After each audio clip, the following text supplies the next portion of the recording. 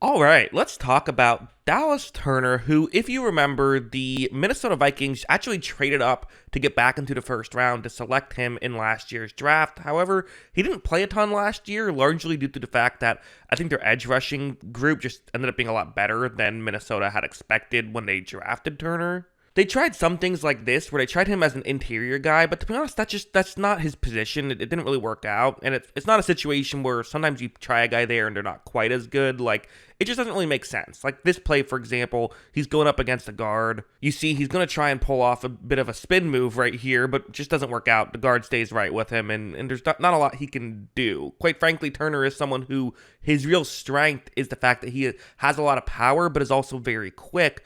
But when you don't have as much space, that speed just, there's less ways to use it. Like, watch, he tries to overpower the guard here, just can't quite get much going. Not a lot was going to happen on a play like that. So, that didn't really work out, even in, like, him running a stunt, which you would assume in this situation would be great for having an edge rusher playing interior, because then you can, get him on the outside. Just, if you don't know what I'm talking about, essentially what happens on this play, it's a little bit more complex than this, but let's just say it's essentially like the interior defensive lineman and the edge rusher kind of like swap positions right after the ball is snapped. Like, watch. So Turner was the interior guy. Now he moves over towards the edge, going up against a tackle, but there just really isn't a lot of, space right here. This stunt didn't work out. Quite frankly, a lot of times these types of concepts are better when you have a big interior defensive lineman who can shove someone out of the way, right? Here, once again, not able to generate much pressure, and you can't blame him for this. Like, he's an edge rusher naturally, so when he's playing out of position, you don't expect things to go as well. Now, that's not to say he didn't have some, like, positives, obviously, when he was playing interior. So, like, this play, for example, going to be going up one-on-one against a guard. And it's worth mentioning, you can kind of see another player for Minnesota has jumped off sides. So, that's certainly disrupting things. Like, watch, there's a bit of, like, a hesitation as to what exactly is happening here. But still, looks like the offensive lineman, the guard here, is still playing this out, right? You see Turner gets his left arm kind of on that right, shoulder area, and watch him just drive back. You see that power, right? If he can get a kind of a good situation, you can see how he can use the power to, get through. Again, the play got blown dead. How much did that impact the play? I don't think it's the reason why he was able to use, drive the O-line back there, which is why I'm still using it as an example. But you saw the flashes, but also then you just saw plays like this, where it's going to be a double team block right here on him. And it just, again, this is just not his skill set. Watch as Turner actually kind of holds on a double team block, okay, but now when there's just one offensive lineman trying to drive him out of the way, well, that's going to be exactly what happens. And like, listen, I don't know how well Myles Garrett would do in these situations, right? Like, I mean, he would probably do pretty well. He actually has done that a little bit and survived, so bad example. But, there's a lot of good edge rushers, like Micah Parsons wouldn't do well in this situation, right? There's a lot of good edge rushers who wouldn't. They just didn't have spots for him. And to be clear, they did not exclusively play him interior. They played him a decent chunk. You saw a decent amount of snaps there, but you also saw him get some edge rush reps. Again, not a ton, but some.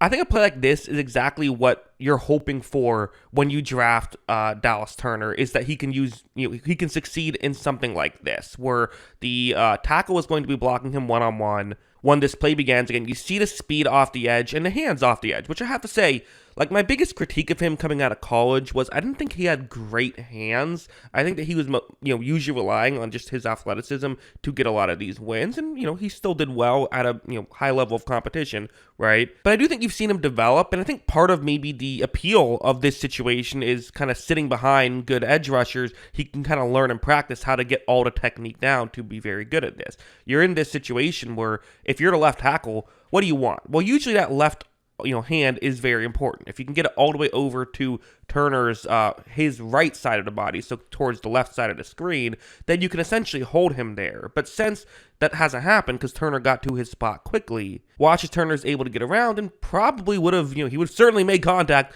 with Caleb Williams had the ball not come out of Caleb Williams' hands quickly, which is not a sentence you say too often, right? Usually it doesn't. So he definitely had an opportunity on that play. Now, it didn't always work like this one. So again, you have a one-on-one block right here. Once again, he's going to try for a pretty similar move. And the first part of it still does, I would say, relatively work. I mean, you see that the tackle, I think, would like to be a little bit further over with his hands on this situation. So in theory, you have a pretty good situation if you're Dallas Turner.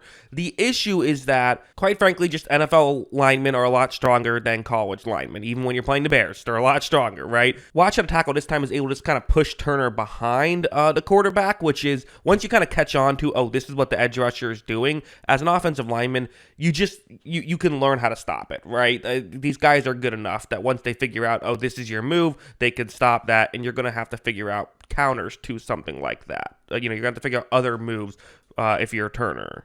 Don't get me wrong, it's still great to have a key move, and all the best pass rushers have kind of one move that they're amazing at, and a lot of things branch off of it. But in my opinion, this is you just need to establish a bit more. And well, like going over here, what did he do in college to kind of establish this? Well, he uses power a lot. Like I said, right? One of the big strengths with him is he has this elite athleticism, but also has, or I should say elite speed, but also has elite power, right? Well, going right here, you're going to see that he's going to just try and overpower the tackle. Hey, if you can pull this off, I mean, there's no move that gets you sacks more if you can get a pressure than if you do it with a bull rush, right? It's just so difficult to stop because you're going right to the quarterback. There's no way to go if you're a quarterback. Here, though, he didn't really pull it off, and to be honest, that's not a move that he was great at in the NFL. And we've seen very little of it. I don't think he necessarily needs to be awesome at this to work at the next level, or at the current level, I guess, now. But I do think that he probably does need to just develop a little bit more, get a strong second move to really thrive as an edge rush guy right now. So ultimately, to be honest, when I went back and watched some film, I think I was a bit more impressed than I was expecting to be with him. Maybe impressed is the wrong word, but I guess more bullish on him. I think there is real potential there. Not that I would throw out anything after 1 year anyway, but I do feel like you can kind of make an excuse for why maybe some of the stats aren't what you would like it to be, and some of the advanced stats aren't what it would like to be. He was playing out of position for a decent chunk of snaps, and never was able to get into a rhythm as an edge rusher as well. We did see some flashes from him, so I do think that there is the hope there. Of course, you're going to have to get it more consistently, and to do that, you're going to have to get just more reps in the actual games. Ultimately, it's a weird thing where for the Minnesota Vikings,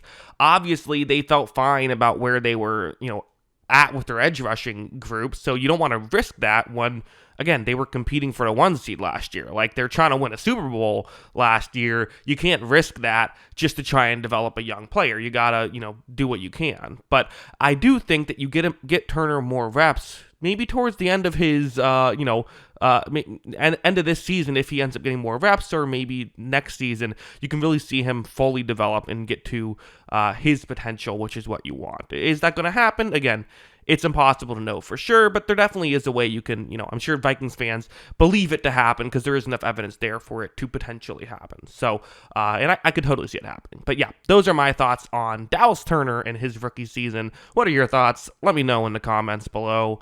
Always love hearing from you. And of course, as always, thanks for watching.